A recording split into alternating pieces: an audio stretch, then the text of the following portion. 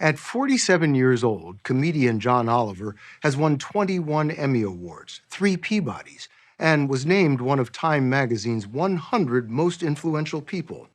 He's earned the accolades for his unique brand of meticulously researched political humor. His Sunday night show, Last Week Tonight, is now in its 12th season on HBO, giving him a perch to unleash searing satirical takes on America, his adopted homeland.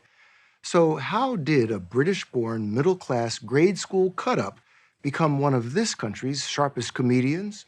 We traveled near and far to find out. The story will continue in a moment. This past summer, we returned with John Oliver to his comedic launching pad, Edinburgh, Scotland, where modern life is set against a medieval backdrop. So tell me about this place. Well, as you can see, this is controlled mayhem. Every August, the city hosts the world's largest performing arts festival, a month-long free-for-all known as the Fringe. Artists from 60 countries perform nearly 4,000 shows. No act is turned away. Some of it will be great, some of it will be otherworldly bad. But the fact that the two can exist concurrently is kind of the point. The Fringe is a magnet for comedians. As a 20-year-old studying English at Cambridge University, John Oliver felt the pull. He went and tried his hand at stand-up. And I remember walking off stage thinking, oh boy, I want to do that again, right now. Almost sounds like it's addictive. Oh, it's absolutely addictive. He came back year after year and headed to the Royal Mile, a picturesque cobblestone street that turns into a competitive marketplace for attention. Sketch comedy from New York, baby! Were you doing this? I was absolutely doing this. When you're first coming up here, the only way to do it is to almost beg for people to come and see you. It's John Oliver! So He doesn't have to beg people anymore. He was welcomed with open arms at this basement club where he cut his comedic teeth. I want you to know that I've befouled this stage so many times before, there's no guarantee this will go well. He told us he learns from his mistakes, and starting out, he made a lot of them. It's the best place. But nowhere worse than at this tiny 55-seat venue called Pleasance Below. This room was, in many ways, my comedic Waterloo. Did you fill all the seats? All of this was empty, apart from those 4 seats. And I thought, fine, that's fine. I can do an hour to 4 people. And that was my intention going in. But his plans went awry. About 10 minutes in, 2 people walked out, then a third, leaving one woman alone. I saw her hand slowly move down to her bag. And I said to her, are you leaving? And she said, yeah, I think I'm going to. Got up, walked out, and it's just me and a sound technician in the room. And he said, do you want to keep going? And I said, no, I think we're done here. And also, when you say, do you want to keep going, do you mean this show or this career? Certainly, it feels like I've got some decisions to make. He decided to stop going for the easy laughs. When I started off, I just wanted to make people laugh. Then I wanted to make people laugh about things I cared about. And for me, that was politics in its broadest form. Did it feel like a risk at the time? It felt like a risk worth taking. And it worked. On his weekly HBO show, taped in New York City, his unique take on politics and intrinsic problems is what sets him apart from just about every other comedian on TV. Because it looks to me like you are striking out looking right now. He delights in revealing the absurdity in the obscure. Always, we noticed, with a twinkle in his eye and a mischievous smile. Our main story tonight is the threat of nuclear annihilation. You tackle topics, hospice care, bail reform, organ donations. It's not your typical comedy fare. No, I know those don't sound funny. It's because fundamentally they're not. But there are funny things about how entrenched some of those problems are. And sometimes I think comedy is the best, most illuminating way to talk about them. John Oliver has been making people laugh since he was a kid in the suburbs of Birmingham, England. His dad was a school principal, his mom a music teacher. Young John excelled as the class clown. Later, as a young comedian, he couldn't get enough of The Daily Show. So in 2006, he sent a sample of his work and was called in to try out. John, This is the audition tape. On Oliver's first trip to New York, he riffed with Jon Stewart about the time Vice President Dick Cheney shot and injured a friend on a quail hunt. I'm sure right now those birds are laughing maniacally at us in one of those little coveys of theirs. I don't think birds can laugh, John. Whatever it is that they do then. Warble, tweet, coo. They're cooing at us right now, John. Because He was hired on the spot, and over the next 7 years showed his range. Absolute pleasure to be here, John. In 2013, Jon Stewart stepped away to direct a movie I hope all of you have a wonderful, safe summer. Please enjoy the show. and tapped John Oliver to step in. I don't care what they say, it's my show now and I want it in pink. Was that kind of like taking Daddy's car for a joyride? Oh, yeah.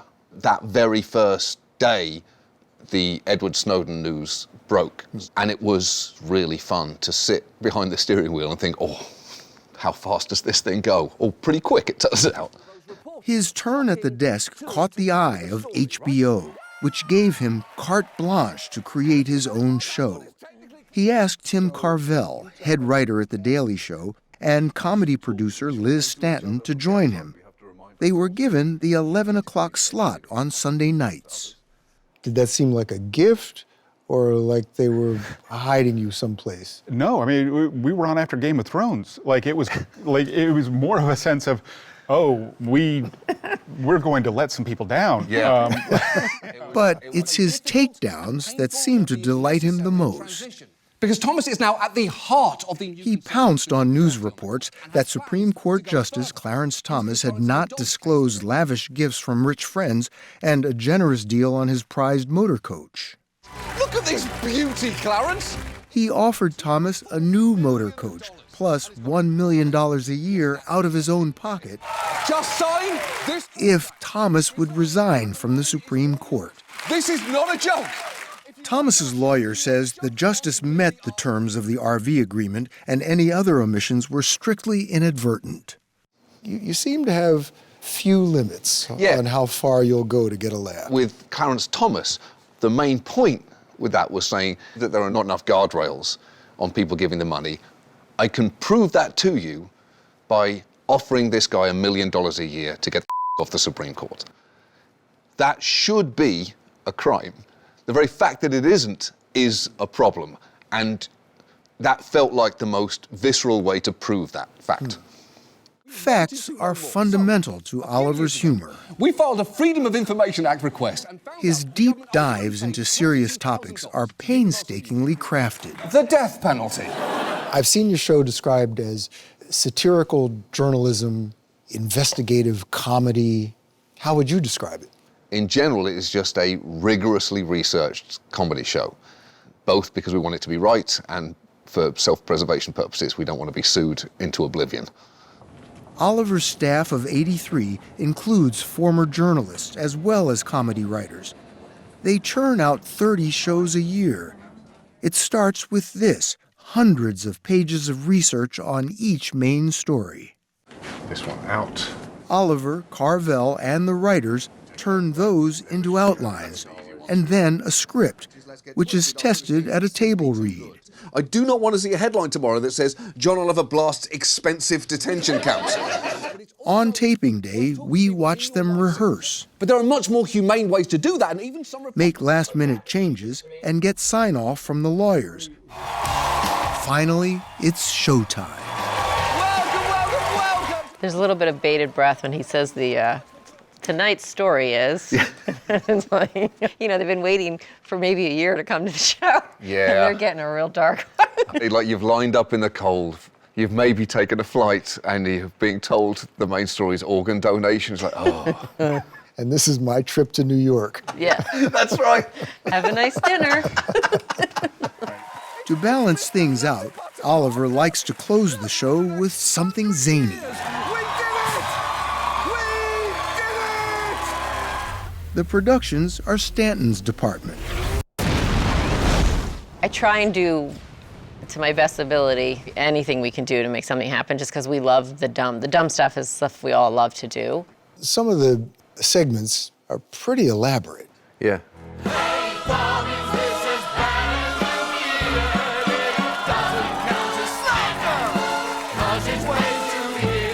They can't be cheap. We don't talk about that. We don't talk about that. They'll never find out how much any bit costs. We're cheaper than dragons. As far as we're concerned, that's the financial bar. Oliver has devoted fans and passionate critics. He takes aim at both sides of the aisle. Biden's immigration policies, as we've discussed multiple times before, have been haphazard at best. Last season, you told your viewers, do not vote for Donald Trump. Absolutely. I'm not going to sit here and say that that is not a partisan thing to do, to say don't vote for Donald Trump. I think it's good advice. But more than 77 million people voted for Donald Trump. Does your show speak to them? I really hope it speaks to some of them, yes, because most of those main stories that we talk about are not actually party political. Those are lasting problems that have been there before the last 2 or 3 presidents and may well be there for after the next 2 or 3. Home of jails and the... Though he highlights America's shortcomings, he told us he fell in love with this country as soon as he immigrated. He's now a U.S. citizen who fell for an Iraq War veteran. I married someone who's very American, yeah. She was a medic in the U.S. Army. And now we're married with 2 American kids. You do love to poke fun at America. Yeah. Does it trouble you that some people think that criticizing this place means you don't love it? Yeah, I mean, I just think that's utterly absurd. I think you can criticize something because you love it. Because you love it and you want it to get better. That's our show. He told us in his personal life he's risk-averse. But when it comes to comedy, John Oliver loves to stir up trouble. So if you were to look into your crystal ball, what's next? Other than living in the president's gulags in the future, that's what my crystal ball is. Show me right now. What's next? I have no idea. Hopefully just more of this. Keep doing what you're doing. Yeah, it's so fun. It's incredibly hard, not infrequently stressful, but it's really, really fun. As long as America has systemic problems, we'll be there, poking fun at them.